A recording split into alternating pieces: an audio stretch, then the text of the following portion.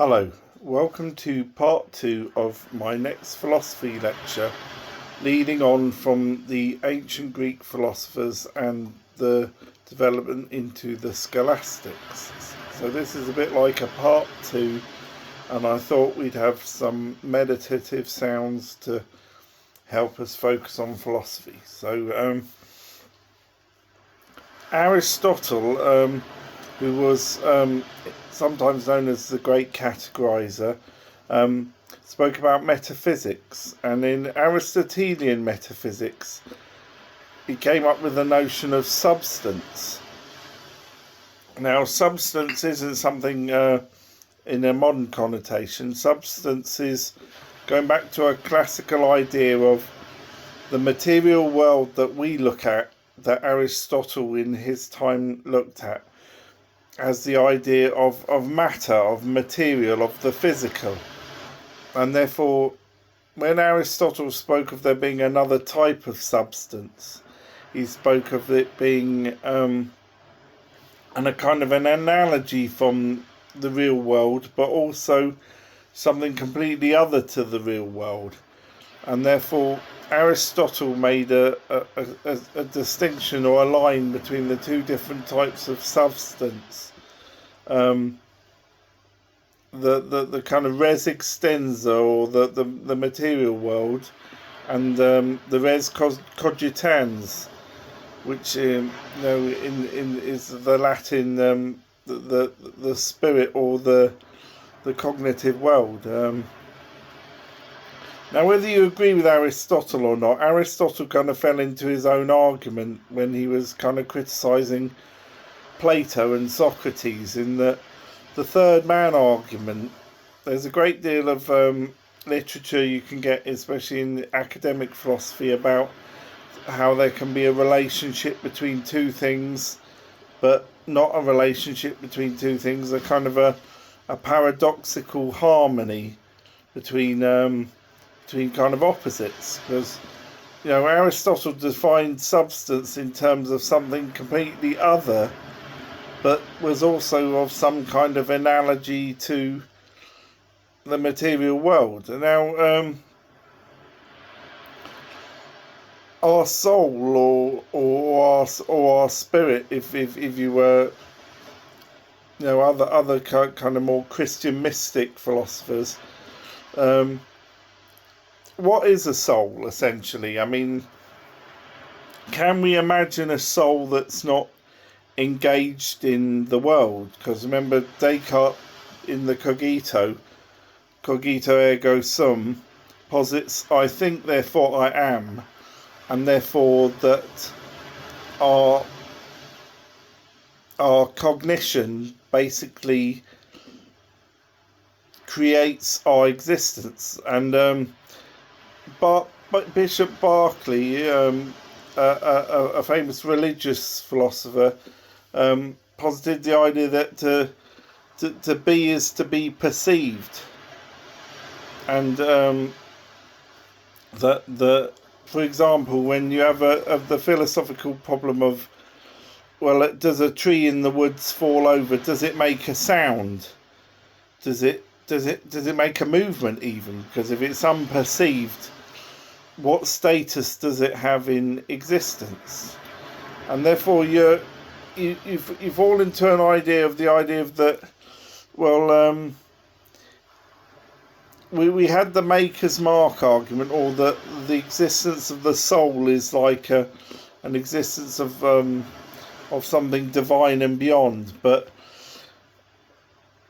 we're souls involved in a world of other souls, but also in a world of difference from ourselves. Because essentially, if we're Aristotle's spirit, we're something different from the material world that we see. But we're a causal agent in that world. We affect that world. We perceive that world through our senses. We may not perceive everything simultaneously, but that was in the Christian idea of God being omnipresent, was that God could perceive everything in reality or in existence. But no, we may only perceive our part of reality. But I mean, if you look into philosophers like Heidegger, especially Heidegger, in fact, Heidegger said that the relationship between existence and being and reality was conditioned by functionality and utility, and that meaning essentially was linked to utility, and that's to do with the problem of the universals that I called the problem of words accidentally last time. The idea of a chair being the same thing as a chair is the same thing as a chair. Heidegger would say, well, we define it through its utility, and that we're organised in a utilitarian way, in that I'm in a room that's in a building that's in a place that's in a country that's in a planet that's in a solar system. We're a bit like the Russian dolls, that one doll's inside another doll's inside another doll's. Or, as Sonny and Cher once said, the world is like a great big onion. Or that might have been Marvin Gaye, I can't remember. So, therefore, Heidegger says, essentially, that's a key way into understanding the physical world that we both see and we don't see, is interrelated. And I spoke about Ernst Mach's idea of an entirely interrelated universe, like a brain of a universe that was completely linked together, like a brain, in fact. And human brains use a different type of processing from the sort of linear processing of computers, in that a human brain interlinks parts in order to simultaneously achieve something, or near simultaneously achieve something, and that's different from something that can process a great number of mathematical equations quickly in a long straight line. So Ernst Mach essentially says we've got this weird interrelation in reality. And I mean, and Schopenhauer, he was kind of edging that way towards speaking about the world as underlying as a force or a will, and the world as how it represents itself to us as appearances. And his book, The World of Will and Representation, it essentially speaks about something that Nietzsche changed quite radically when he spoke about the pragmatism of the will. I mean, in the will for Schopenhauer is it's kind of the universe inspiring our creativity. It's the harmony of ourselves as agents in a kind of maybe like a Zen-like world of forces and so forth. But back to Aristotle. So Aristotle, you can read lots of these debates about the physical and the mental nature of substance. In fact, I'd recommend a book called Mental Causation that I read, that is based on Donald Davidson's theories of the subjugant predicate, or the minor participle, having a greater effect on the major participle, and that being like the essence of the mind. But it's probably best to read the book for an accurate recitation of it. But there are lots of interesting debates afterwards about the physical and the metaphysical, and the nature of how the mind and the physical can interact in something, or whether they how you can have something contradictory but also functional. A bit like, we talked about the mathematical problem of of distance, and having to go half the mathematical distance in order to go half, and yet we still achieve distance as something in reality. So this kind of idea of contradiction but also resolution, the fact that our spirit is in some way engaging in the world, just as I'm engaging with you, that we are spirits existing. We are not just an idle causaless spirit where we exist through our material bodies. And then you've got films like Avatar that are very interesting, where they through machines they become the soul of the creature on the planet. And in philosophy it's often termed as the kind of the ghost in the machine, whether we think about ourselves as this pure Aristotelian spirit, so different from existence. Are we like that? Are we like a ghost operating, pure physicality? Or, I mean, when you look into the existentialist point of view, existentialists say we pre-exist our consciousness of existence, and therefore because we're kind of programmed by our upbringing and our existence, we pre-exist ourselves actually being aware of ourselves, which is what Heidegger speaks about, being thrown into the world, in the sense that we're already there before we're really conscious, looking backwards in a retrospective sense, so in reflection, and we become who we are as we understand who we are, as it were. So anyway, but then there was Plato and Socrates, who essentially Socrates,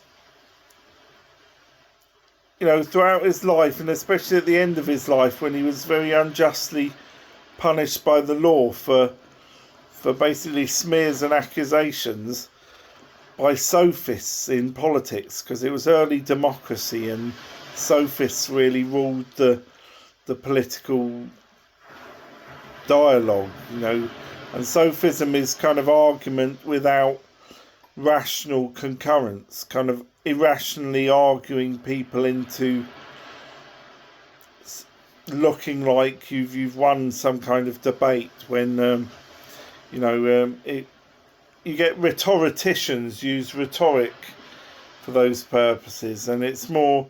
But then you had philosophy, or the lovers of wisdom, who were more interested in the pureness of rationality, and this pureness that lay beyond in Socrates' idea of the good. The fact that with our wisdom we rationally kind of commune in this world beyond. So and if you look at the idea of Plato's cave, you've got the contrast of the confusions of opinion and misleading nature of the world. We live in an obscurity of understanding, whereas in the pure philosophical paradigm, the person goes out of the cave and communes with rationality, with a higher order. And Schopenhauer's a big believer in a higher order of academic and creative superiority in some sense. You'd have, but I mean, where you would listen, to example, to a bit of classical music, and your soul would aspire to that pinnacle of beauty, or you'd see a picture and the colours would touch your soul, and the form would take on an idealistic beauty, or of expression, pure expression, and so forth. And Nietzsche kind of followed Schopenhauer, but Nietzsche was more interested in trying to take the gloves off in the world of power. Just before two cataclysmic wars, Nietzsche was Nietzsche was arming people with sophism and a philosophy of power for its own sake, that Nietzsche didn't seem to mind. He was kind of a Darwinist in who would come out top of the whole thing. And then you had the Nazis interpreted Nietzsche a certain way, and it became a kind of an in-group, out-group psychology bullying exercise, and a nation turned against the remedial result of folk hatred. It was used for its means to an end, in order to take something that was both confused and contorted in an abstract way, prejudice, and then try and turn it into reality, the sad reality of the Holocaust. But anyway, I hope that I've clarified things a little bit from before about the problem of the universals, because if you look up the problem of words, I think there's so many problems with words you wouldn't imagine, but the problem of universals and so forth, and going beyond the Greek era, I forgot to kind of also mention, was the Roman era of philosophy, that and the kind of rise of Judeo-Christian philosophers and the church. So before you got to the actual scholastics, who were kind of preserving that kind of learning, you had the learning of antiquity. And the Romans were very famous for technology and the organisation of fighting wars and military tactics, but also excelled in skepticism and in stoicism.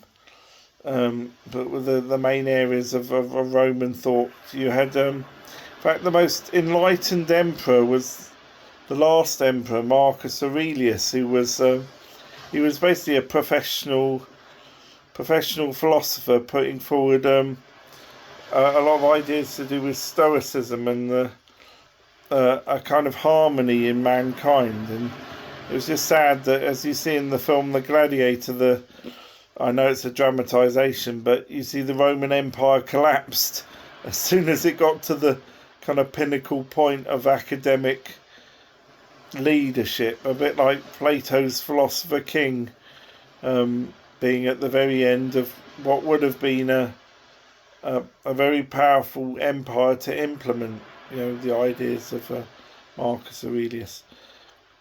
But anyway, thank you very much, and I'll join you next time. I'll keep it short just to let some of you off. Right, bye.